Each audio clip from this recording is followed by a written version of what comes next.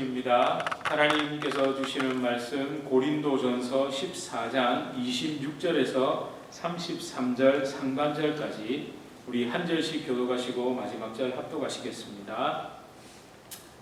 그런즉 형제들아 어찌할까? 너희가 모일 때에 각각 찬송시도 있으며 가르치는 말씀도 있으며 계시도 있으며 방언도 있으며 통역함도 있나니 모든 것을 덕을 세우기 위하여 하라.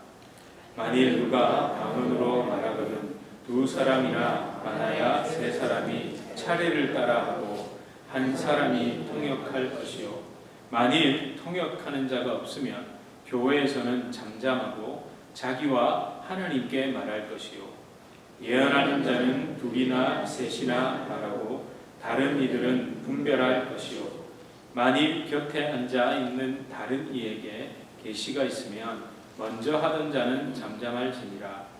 너희는 다 모든 사람으로 배우게 하고 모든 사람으로 권면을 받게 하기 위하여 하나씩 예언을 할 수 있느니라.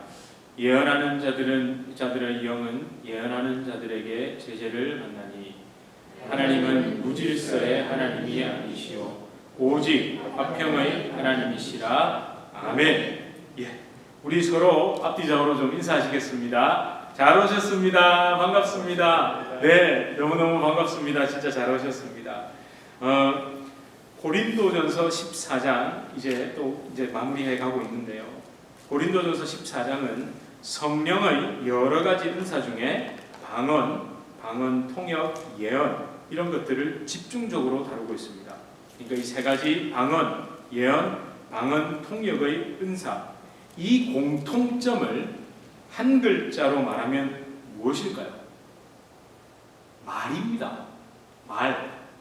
여러분 방언, 통역, 예언 이러면 우리는 이미 자꾸만 좀 뭔가 신비한 걸로 생각하는데 제가 방언에 대해서 설교할 때 이 얘기 기억나시죠?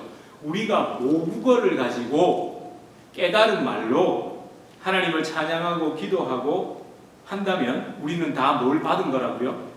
방언 받은 겁니다. 여러분 자꾸만 방언하면 이상한 소리 랄랄라 따따따 이거 자꾸 생각하시면 큰일 난다니까요. 그렇게 해가지고 그래서 방언 학교에 가면 진짜 랄랄랄라 시키고 따따따따 이거 시킵니다. 훈련을 시킨다니까요. 여러분 그렇게 방언 받은 거 안 돼. 그거 아닙니다. 예.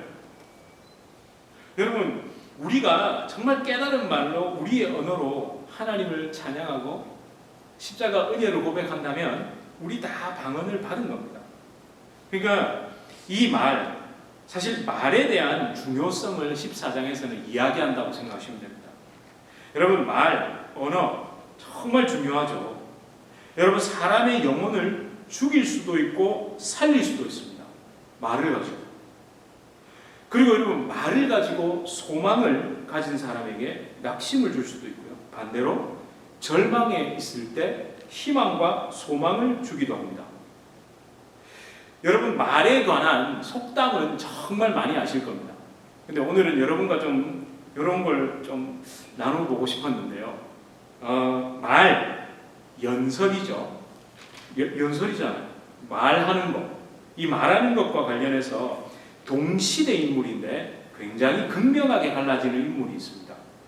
바로 누구냐면요. 이 두 사람입니다. 누구죠? 한 사람은 이쪽에 있는 사람은 아돌프 히틀러입니다. 저쪽에 있는 사람은 누구죠? 윈스턴 처칠이요. 영국의 수상이었죠. 이거 사진 제가 이거 캡처한다고 힘들었습니다. 요즘은 다 캡처 방지가 돼가지고 저거 찾느라고 한 30분을 고생했습니다.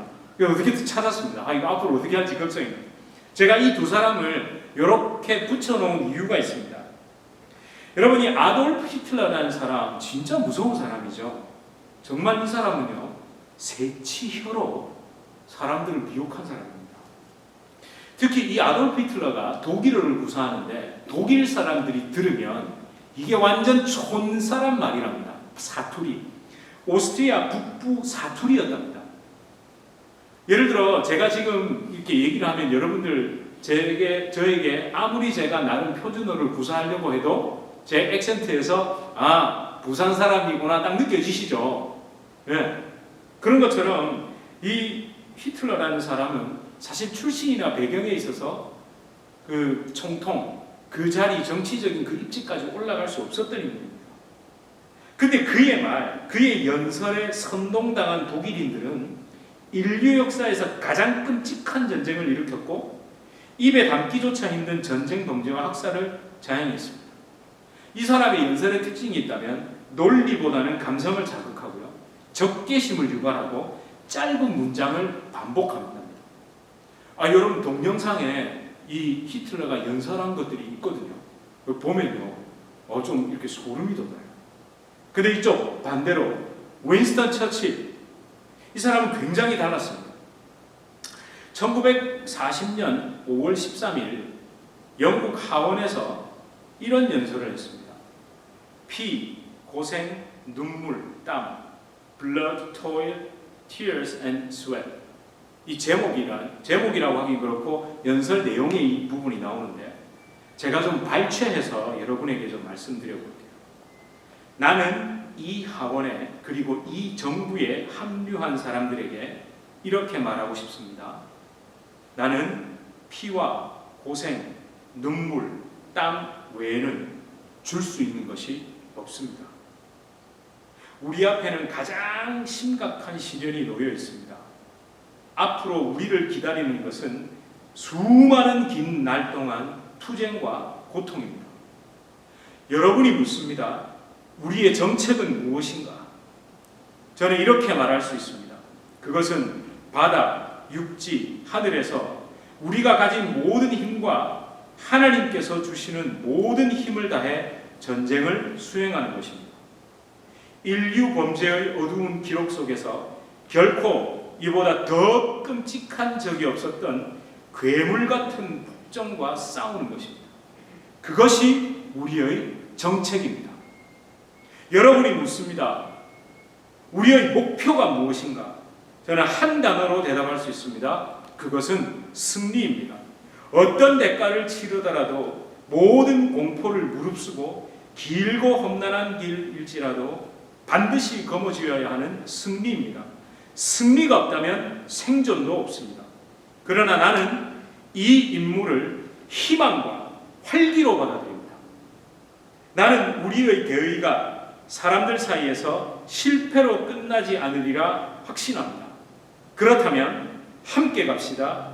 우리의 단결된 힘으로 앞으로 나아갑시다.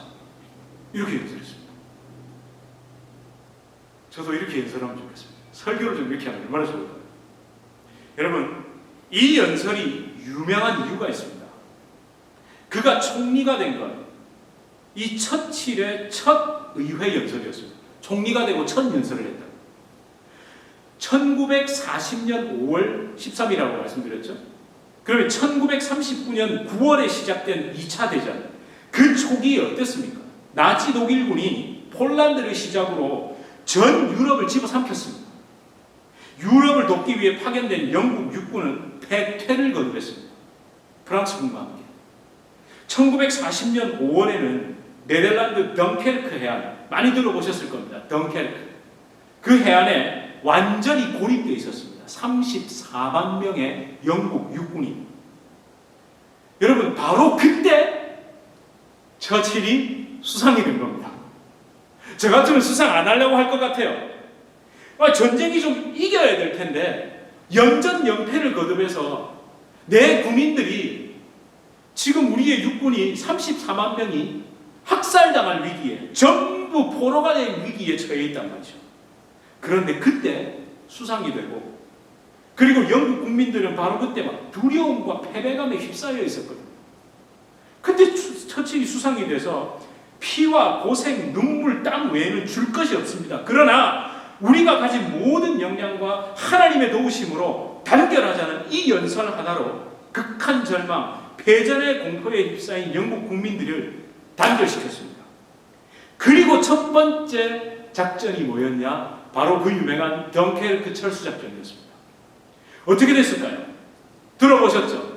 상선, 어선까지 다 동원됐습니다. 모든 가능한 배를, 진짜 통통배 같은 배를 타고 도버 해역을 건너가지고 영국 군인들을 실어 날라서 34만 명이 하나도 다치지 않고 그대로 철수했습니다. 그렇게 여러분 5년이 넘는 기간을 견뎌내면서 승리를 합니다. 사실 영국이 그때 거의 기아에 시달리고 공포에 시달리고 그랬던 거 아시죠? 미국은 자국을 폭격당하지 않았잖아요. 영국 국민들은 진짜 매일 그 사이렌 소리에, 심지어 처칠은 이런 말도 했답니다. 독일군이 나를 끌어내려면 내 시체를 내 집무실에서 끌어내야 될 거다. 여러분, 폭격이 내리고 있는데 자기 그 자리에 있겠다는 거였습니다. 이처럼 말의 중요성, 말의 힘과 위력은 아무리 강조해도 지나치지 않습니다. 여러분, 요즘에는요, 유튜브라는 그 참 신종 매체를 통해서 정말 많은 컨텐츠들이 제공되고 있죠. 심리학에 기반해서 이 말의 중요성에 대해서도 정말 많습니다. 이 강의가 넘쳐납니다. 유명 강사도 많습니다. 여러분, 참고하셔도 좋습니다. 일반은 정안에서 새겨 들을 게 분명히 있거든요. 말이 정말 중요하다는 거 꼭 좀 새겨 들으십시오. 그러나 우리는 성경을 통해 말, 이 언어의 중요성을 정립해야 합니다. 무엇보다 예수님의 언어를 좀 닮아야 합니다. 성령의 통제, 그 다스림 안에 있는 언어를 구사해야 합니다. 우리가 지금 살펴보고 있는 방언, 예언, 방언, 통역, 이 모든 것이 성령의 통제, 다스림, 그 분별, 질서 안에서 입을 통해 나온다라고 분명히 기록하고 있습니다. 그런데 여러분, 엄격히 말하자면 앞서도 말씀드렸듯이 저와 여러분이 평소에 사용하는 이 언어, 이 모국어, 이 말도 성령의 통제, 분별, 질서, 다스림 안에서 이루어져야 합니다. 그죠? 네, 맞습니다. 그러니까 우리는 살아가면서 외부의 입력, 여러 가지 것들을 듣고 보잖아요. 귀로 듣고 눈으로 보고 전달되고 오감으로 느끼는데, 그게 딱 들어오는 순간 내 본성, 생각, 감정이 여과 없이, 절제 없이, 자기 돌아봄 없이 말로 튀어나오는 건 안 된다는 겁니다. 그렇게 되면 안 되는 거예요. 여러분, 이게 당연한 거 아닙니까? 분명히 성경은 방언도 절제가 되고 조절이 된다고 말씀하는데, 어떻게 우리가 평소에 사용하는 이 언어에 조절과 절제가 없을 수 있겠습니까? 예언도 기록된 말씀 안에서 이루어지는데 우리의 언어 습관이 비성경적일 수 없다는 겁니다. 방언 통역이라는 은사도 질서, 분별, 배려 안에서 이루어져야 하는데 어떻게 우리 언어 속에 질서, 분별, 배려가 없을 수 있겠냐고요. 사실 저는 과거에 언어 습관이 정말 좋지 못했습니다. 욕으로 시작을 하고 욕으로 마무리하지 않으면 말이 잘 안 됐습니다. 근데 여러분, 단순히 욕만 얘기하는 게 아닙니다. 여러분, 욕은 10대 때나 하지, 성인이 되고 난 다음에도 그 입에 욕이 막 붙어 있으면 안 되잖아요. 어떻습니까? 그렇죠?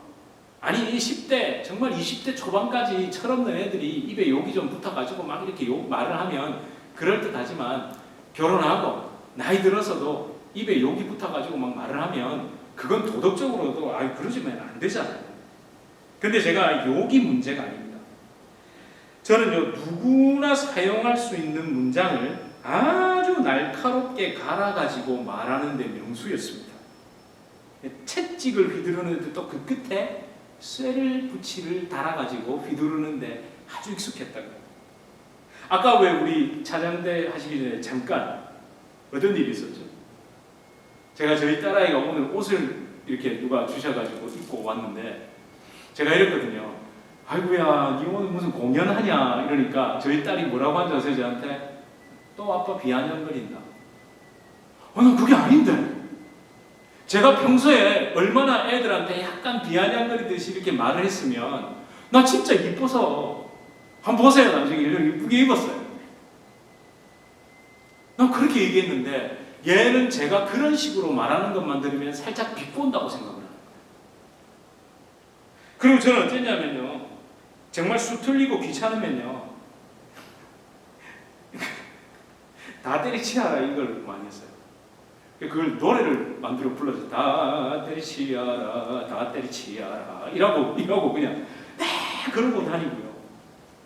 그리고 누가 이렇게 좀 이렇게 안 좋은 모습을 보이면 참 그 집사람이 그 말하는 거 참 싫은. 아니 나 그래 살다 죽구로 이런 식으로. 놔두라는 거예요. 그래 살다 이렇게 죽구로 이렇게 안 했어요. 디귿자로 시작하는 거 있죠. 참. 근데 그러던 저에게 참 내뱉은 말대로 되는 일들이 벌어지기 시작했습니다. 제가 더 말하면 목회를 못할까봐 말을 못하겠는데, 무엇보다 저의 이 말을 듣고 있는 예수님의 마음, 그 안타까움을 깨닫기 시작했습니다. 성경 말씀을 붙들고 그때부터 기도하기 시작했습니다. 그래서 제가 깨달은 게 뭐냐면, 인풋이 좋지 않으니 아웃풋이 좋지 않구나. 들어오는 게 이런. 그래서 진짜 말씀을 붙잡고 외우고 암송하면서, 특별히 성경의 그 말과 관련된 성경들이 있잖아요. 구절들. 그러면서 제가 안에 은혜로 채우기 시작했어요. 그러니까 저도 모르게 은혜가 바뀌어가는 것을 느낄 수 있었어요. 그렇죠. 들어오는 게 좋으니 나가는 게 좋죠. 저희 막내는 집사람이 요즘도 얘기하고, 제발 그 말 좀 쓰지 말라고. 애가 그대로 따라요. 저희 막내가 한국말을 좀 잘 하잖아요. 근데 얘가 여러분들 앞에서는 안 그러실지 모르겠지만, 집에서 한 번씩 얘기하면 집사람이 깜짝깜짝 놀래가지고, 제발 그 단어 쓰지 말고 그 문장 쓰지 말고 그렇게 말하지 말라고. 아니 이걸 가르쳐주지 않았는데도 사실은 가르쳐주지 않았고 저도 모르게 보여져 버렸던 거죠.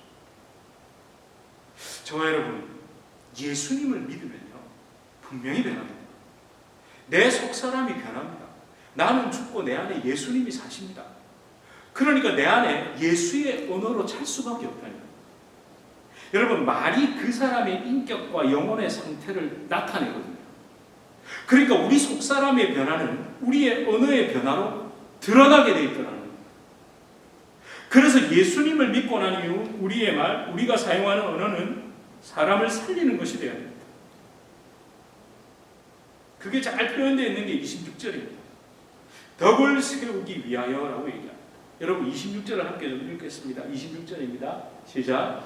그런즉 형제들아 어찌할까? 너희가 모일 때에 각각 찬송시도 있으며 가르치는 말씀도 있으며 계시도 있으며 방언도 있으며 통역도 있나니 모든 것을 덕을 세우기 위하여 하라. 여러분 여기에 특별히 방언, 통역 이런 신비한 것만 얘기하는 게 아니죠.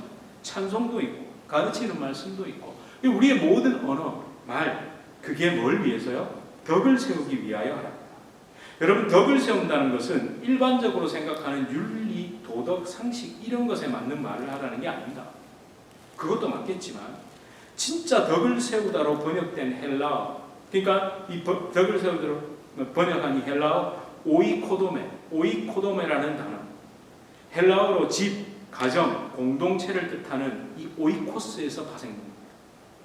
덕을 세운다는 것은 오이코도메, 집을 짓다, 가정을 이루다, 공동체를 세우다, 만들다, 유지하다 이런 의미입니다. 사도 바울은요 여러 가지 문제로 어려움을 겪는 고린도 교인들에게 여러분들이 교회에서 모여서 행하는 모든 말, 모든 언어, 찬송시, 가르치는 예언의 말씀, 방언, 통역한, 주고받는 모든 대화는 공동체를 세워나가기 위한 것이어야 됩니다. 이렇게 말하고 있습니다. 동시에 하나님의 성전이자 교회인 각 개인을 한 사람 한 사람을 살리는 말, 그 말이 오고 가야 된다. 사람을 살리는 말, 사람을 세워주는 말, 사람을 격려하고 위로하는 말이 우리 입술에서 흘러나와야 된다. 그래서 그리스도인들에게는요 말의 훈련, 절제, 분별, 질서 반드시 필요합니다. 그렇기 때문에 성도들의 만남과 교제는 성령의 인도함 안에서 이루어져야 됩니다. 십자가 은혜의 필터를 거쳐서 나온 말을 해야 됩니다. 제가 답답한 대화를 하라는 게 아닙니다. 어떻게 하면 되냐면요, 요령이 있다면요, 성령께서, 내 안에 계신 주님께서 내가 하는 이 말을 듣고 계신다는 거예요. 여러분 제가 말 그걸 고칠 때 그 생각을 잊지 않았습니다. 내가 하는 이 말을 누가요? 예수님이, 성령님이 듣고 계신다는 거예요. 더 쉽게 표현해 볼까요? 제가 말을 하고 있는데 제가 특히 주일 예배 설교할 때는 굉장히 긴장이 되거든요. 왠 줄 아세요? 왜일까요? 이거 카메라요. 카메라 때문에요. 이게 녹음이 돼가지고 연구 박제가 되거든요. 그러니까 말을 조심할 수밖에 없는 겁니다. 조심한다고 해도 실수하는데 조심 안 하면 실수 더 하죠. 그러니까 하나님이 내가 말할 때, 우리가 대화할 때 그 앞에 녹음기 딱 틀어놨다고 한번 생각해 보세요. 예. 근데 그런 영적 각성, 그 영적인 그런 어떤 긴장감이 분명 우리 안에 있어야 됩니다. 그렇게 되면 우리 언어는 달라집니다. 절제, 질서, 배려, 분별이 생깁니다. 자기를 돌아보면서 예수님의 십자가 은혜에 녹아내린 부드럽고 아름다운 말로 대화하게 된다니까. 사람을 대할 때 예수님처럼 대하게 됩니다. 그의 나이, 성별, 신분, 고하를 막론하고 그 속에 있는 영혼의 가치로 사람을 대하게 된다니까요. 여러분, 우리 예수님이 그렇게 하셨잖아요. 우리 예수님은 사람을 영혼의 가치로 대하셨잖아요. 천한 자들, 낮은 자들, 죄인들의 친구셨지 않습니까? 아니요, 저는 이렇게 얘기하고 싶습니다. 예수님이 나는 천한 자의, 낮은 자의, 죄인들의 친구다. 예수님이 말하셨다기보다 우리가 그렇게 생각하는 거예요. 왜 그런지 아십니까? 제가 가만히 묵상하다가 낮은 자, 천한 자, 죄인들 이 말도 쓰면 안 되겠다는 생각을 했어요. 여러분, 하나님에게는 지위, 고하를 막론하고 그냥 인간은 다 동일합니다. 맞습니까? 예? 아니, 하나님 보시고 우리 다 똑같잖아요. 근데 우리끼리, 타락한 우리들이 천한 자, 죄인, 없는 자, 무식한 자, 낮은 사람, 우리가 딱지를 붙여놨잖아요. 하나님은 그런 딱지를 누구한테도 붙인 적이 없거든요. 우리끼리 그러는 거예요. 그러면 또 우리끼리는 그래, 나는 천한 자를 섬겨야 돼, 낮은 자를 섬겨야 돼. 아니, 그 사람이나 나랑 똑같다니까요. 그냥 똑같은 사람을 섬기는 겁니다. 동등합니다. 우리 예수님은요, 그런 인간들과 함께 울고 웃으며 같은 것을 먹고 같은 것을 나누며 그렇게 사셨습니다. 어떤 분이 지난번에 예수님이 제자들과 함께 할 때 쉬도 하시고 이렇게 가시다가 같이 막 주무시고 이랬다니까 그게 너무 다가오셨대요. 그런 생각 안 해보셨대요. 예수님이 쉬하시고 응가를 하셨을까요? 안 하셨을까요? 하셨죠. 완전한 인간이신데요. 그럼 맞잖아요. 얘들아, 내가 지금 화장실이 좀 급하다, 야. 하셨을 거 아닙니까? 예? 똑같이, 우리와 똑같이 사셨어요. 제가 앤디 목사님 캠프에서 우리 성도님들과 고기 샌드위치를 이렇게 나눠주는데, 제가 그 다 나눠주고 나서 있잖아요. 다들 집사님들이, 저도 그렇고 다 배가 고팠습니다. 허기가 졌거든요. 뭘 기다리고 있었을까요? 일단 애들 다 나눠주고 난 다음에 남는 거 우리 먹으려고. 그 자리에 또 그대로 같이 앉아가지고 아이들이 앉은 테이블과 같은 데 앉아가지고 같은 것을 맛있게 드시는 우리 집사님들 모습 보면서 참 감사했습니다. 여러분, 이겁니다. 여러분, 누군가를 도울 때요, 누군가를 섬길 때요, 내가 먹는 것과 내 가족이 먹는 것과 같은 것, 똑같은 것을 섬기는 겁니다. 맞습니까? 그렇게 해야 됩니다. 우리 예수님이 그렇게 하셨습니다. 그 사람의 됨됨이는 강한 사람이 아니라 연약한 사람을 향한 그 태도와 언어를 보면 알 수 있습니다. 바로 알 수 있습니다. 여러분, 혹시 스팸 전화 같은 거 오세요? 오십니까? 저는 많이 옵니다. 그럼 제가 어떻게 하는지, 저는 이제 알면서도 때로는 스팸이라고 안 뜨면 전화를 받아요. 그 집사람이 웃고 있네요. 제가 전화를 딱 받으면 헬로우 하고 난 다음에 막 나오잖아요. 그럼 제가 어떻게 하는지 아세요? No English, please, no English. 이러면 저쪽에서 오케이 하고 다 끊어요. 왜 그러느냐면요, 제가 예전에 전화를 걸었다가 너무 차갑게 전화를 받는, 그때 예전이니까요. 맞아요. 교인들에게 상처를 참 많이 받았고, 그래서 저는 전화 속에서 제가 모르는 사람이라도 그렇게 합니다. 그냥 괜히 영어나 못한다는 식으로 있잖아요. 너 이글리시, 쏘리 막 이러면요, 그 사람이 that's okay 하고 다 끊어요. 그냥 이건 제가 그렇게 한다고요. 여러분도 꼭 그렇게 하십시오. 제가 이 말을 하는 게 아니라. 왜 그러냐면 혹시라도 전화 그 사람들 앉아서 계속 돌리거든요.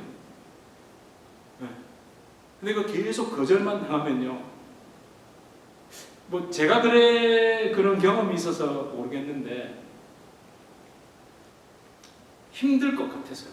아닐 수도 있겠죠. 전혀 안 힘들 수도 있겠죠. 근데 저는 그런다는 거예요. 여러분 진짜 그 사람의 됨됨이는 가장 낮은 사람, 약한 사람을 어떻게 대하는지,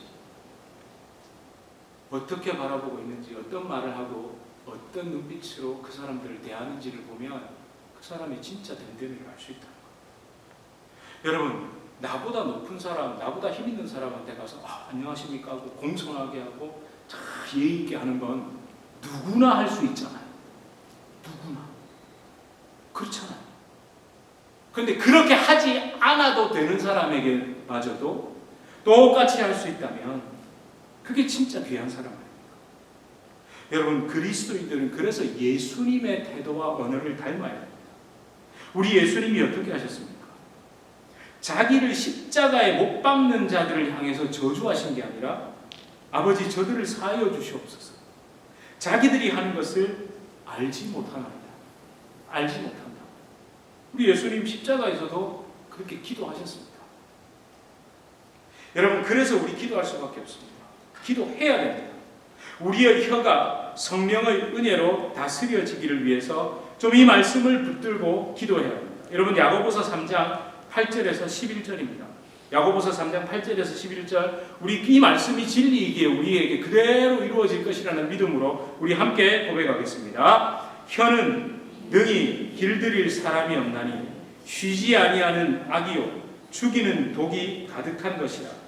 이것으로 우리가 주 아버지를 찬송하고 또 이것으로 하나님의 형상대로 지음을 받은 한 사람을 저주하나니 한 입에서 찬송과 저주가 나오는도다. 내 형제들아, 이것이 마땅하지 아니하니라. 샘이 한 구멍으로 어찌 단물과 쓴물을 내겠느냐. 아멘. 여러분, 이 부분 있죠. 이것으로 우리가 주 아버지를 찬송하고 또 이것으로 하나님의 형상대로 지음받은 사람을 저주하나니 한 입에서 찬송과 저주가 나오는 거다. 내 형제들아, 이것이 마땅하지 아니하냐. 샘이 한 구멍으로 어찌 단물과 쓴물을 내겠느냐. 사실 이 말씀은 제가 청년 때 제 마음에 확 박혀 있었던 말씀입니다. 그날도 여지없이 찬양을 하고, 저는 찬양대에 있었고 늘 독창을 하고 이랬던 사람이니까. 근데 저는 청년부 예배가 끝나고 나서 친구들과 모이면 입담도 사실 좋다고, 요즘 여러분이 보시는 지민철은 20, 30년의 제가 아닙니다. 그때 저는요, 나름 인기가 좋았습니다. 친구들이 MT를 가도 제가 안 간다 그러면 날짜를 바꿨습니다. 재미없다고. 그래서 제가 예배를 마치고 난 다음에 식사를 한다든지 친구들을 만나서 예배 방금 끝났는데, 방금 찬양도 하고 설교도 듣고 다 했는데 제 입에서는 말 그대로 재밌는 얘기가 나오는 거예요. 근데 그 재밌는 얘기는 때로는 친구를 약간 이렇게 디스한다는 말이죠. 약간 탁 이렇게 놀리듯이 이러면서 웃음을 자아내기도 하고 이런 말을 잘했습니다. 그런데 그 말을 가만히 듣고 계시던 저를 청년 때 가르치셨던 그 사광석 목사님, 도사광석 목사님의 사모님 한정옥 사모님이 이 말씀을 가지고 이러시더라고요. 민철아, 이 말씀을 보라. 하나님을 찬송하고 하나님의 형상대로 지음받은 그 사람에 대해서는 지금 무슨 말을 하니? 어찌 방금 찬송을 했던 네 입술로 그 형제를 그렇게 하나? 어찌 샘이 한 구멍에서 단물과 쓴물을 내겠냐고.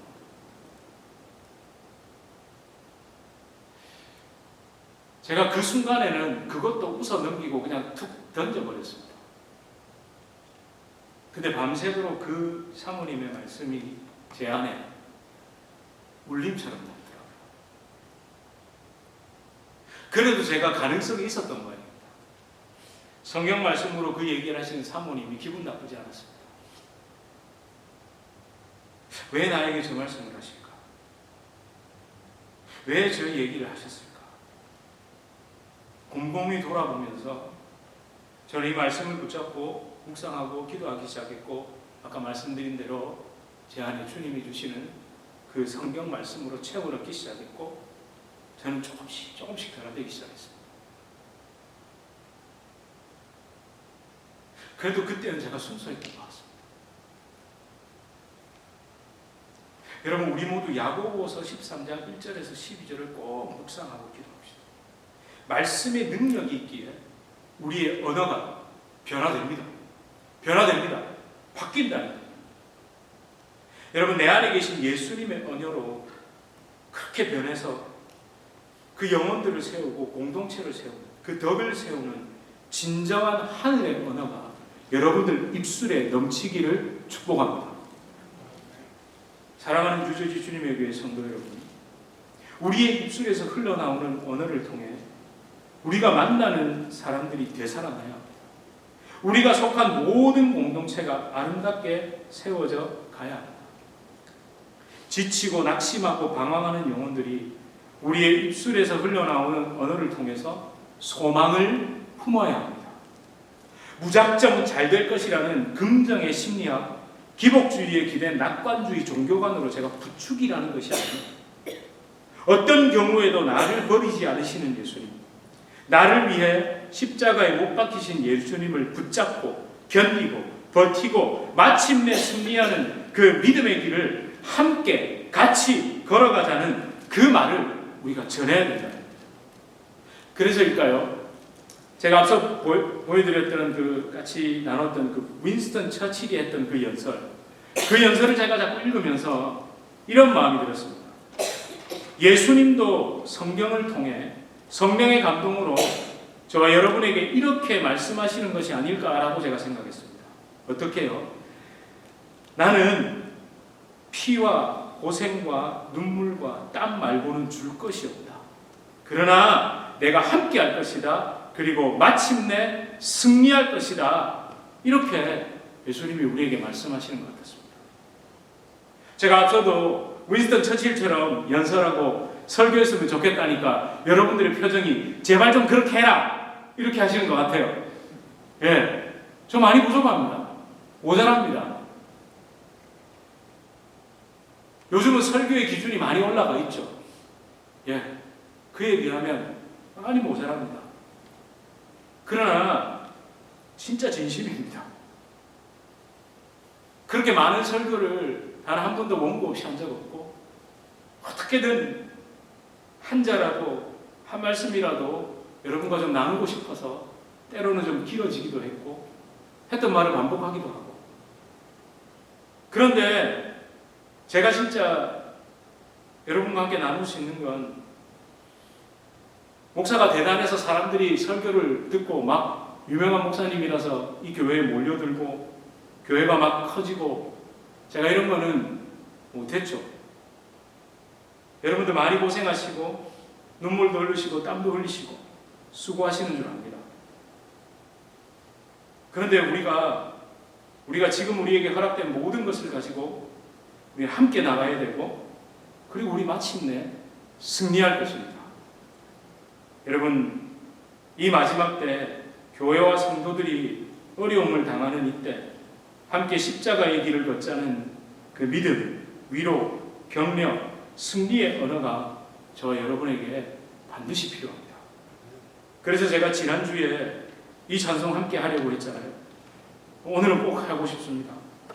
여러분, 이 험한 세상, 이 찬송 잘 아실 겁니다. 가사가 이렇게요. 이 험한 세상 나 살아갈 동안 내 주님 가신 길 걸으면서 내 주님을 찬양해.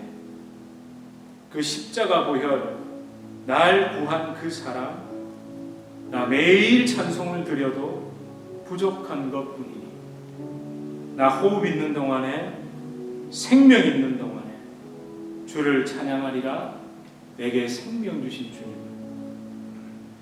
예수님이 걸으신 길을 함께 걷자는 것이 예언이고요. 예수님을 이 걸으신 그 길을 함께 걸을 때 반드시 승리한다는 그 진정한 진리의 언어, 축복의 언어가 우리에게 필요합니다. 그래서 이 고백 가운데 우리 교회와 여러분이 속한 모든 공동체가 주님의 은혜 가운데 부흥되길 주님의 이름으로 축복합니다.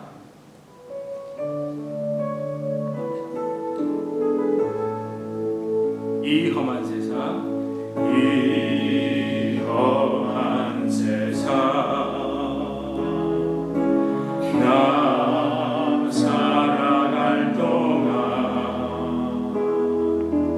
내 주님 가신 길 걸으며 나의 주님을 찬양해.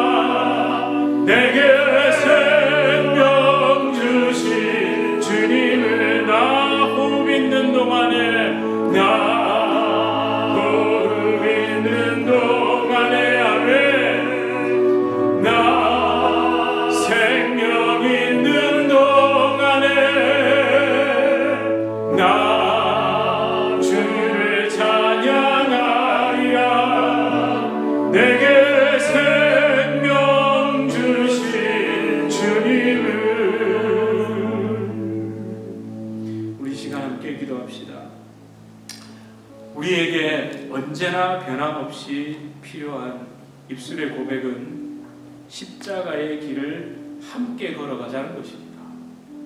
그 길을 함께 걷는 그 은혜, 그리고 마침내 우리 주님이 예비하신 그 승리, 그 면류관, 우리는 분명히 그것을 붙들고 붙잡을 겁니다.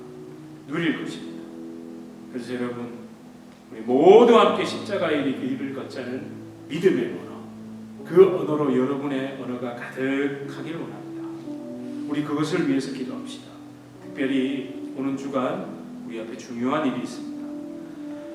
그 어떤 응답에도 변함없이 십자가, 그 은혜의 길, 겸손의 길, 소망의 길을 함께 가자는 믿음의 언어가 우리 모두에게, 또 우리 가정의, 교회의, 공동체에 가득하기를, 내가 은혜의 언어로 사람을 살리는 귀한 믿음의 사람이 되기를 우리 이 시간 함께 동성으로 기도하시겠습니다. 하나님, 땀, 피, 고생, 눈물, 하나님 그것은 잔인한 것이 아니고 힘든 것입니다. 하나님 그것을 통해 예수님이 걸어가신 길을 우리가 바라보게 됩니다. 하나님 그럼에도 불구하고 우리는 그 길을 걸어야 됩니다. 그리고 마침내 우리는 승리할 것입니다. 주님, 십자가의 길을 믿음으로 함께 걷자는 그 위로와 격려와 승리의 언어가 우리 안에 가득하게 주시옵소서. 아버지 하나님, 이 시대에 그 은혜의 교환이 필요합니다. 하나님 함께 그 길을 걸어가고 주여 아버지 하나님 십자가의 길을 함께 걸어가자는 겁니다. 하나님 그것은 결코 고생만이 아닌 것입니다. 그것은 결코 힘든 것만이 아닌 것입니다. 그 안에서 주님은 우리와 함께 하실 것입니다. 그 안에서 우리는 주님의 일하심을 바라보게 될 것입니다. 주여 우리 서로를 더 사랑하고 우리 서로를 더 위로하고 우리 서로를 더 위로할 수 있도록 주여 우리 교회를 하나님 세워나가 주시옵소서. 주의 따스한 마음 주의 은혜 가운데 우리를 녹여주시고 세워 주시옵소서. 이 유재지 주님의 교회를 주님 축복하여 주시옵소서.